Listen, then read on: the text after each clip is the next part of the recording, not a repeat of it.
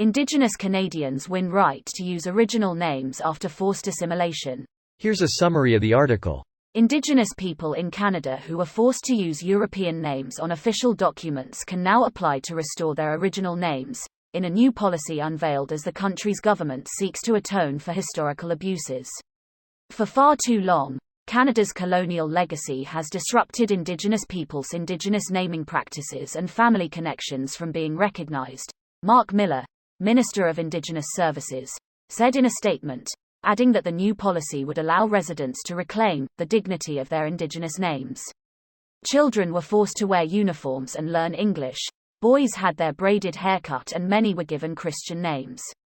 From the first time I heard my name was Ministik. So I was whipped again because I didn't know my name was Peter Nakogi. The traditional names given to Indigenous children carry deep cultural meaning. Yet for many First Nations, Inuit and Métis people, colonialism has robbed them of these sacred names, said Canada's Citizenship Minister, Marco Mendicino.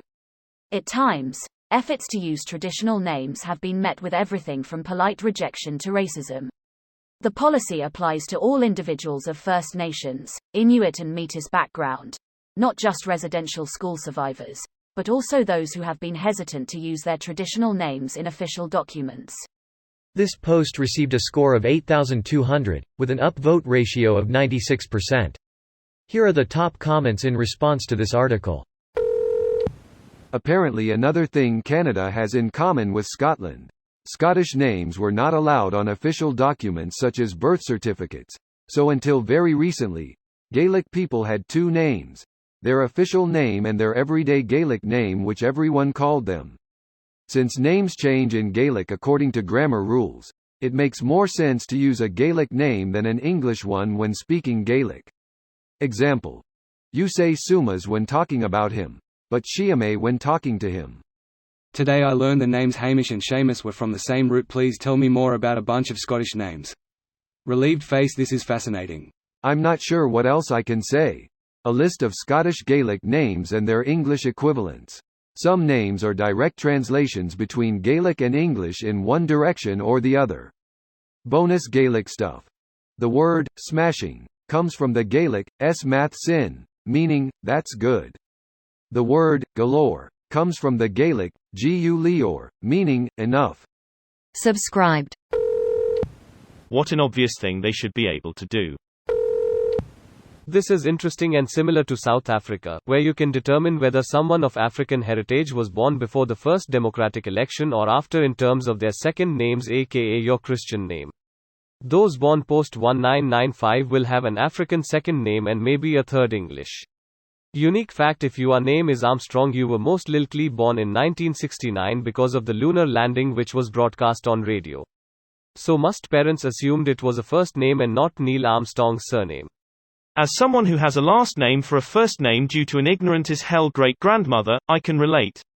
The TV show, The 100, has characters whose names are surnames, because they're a civilization which has spent the last 100 years, 300 years in the book, living on a space station where it would be common to call people by their surnames, military style, and the surnames started being used as first names at some point.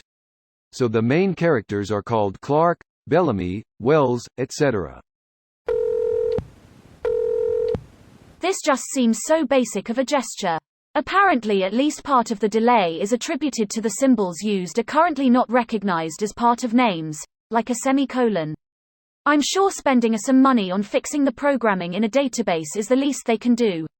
Looking into it a little more, I see spellings like Sekanchton. It doesn't seem like this would hard to include. Edit. Added a word. At present, the only special characters allowed in a Canadian passport are those that exist in English or French, so you can't have a NE or AO either. One hopes they'll find a way to update that.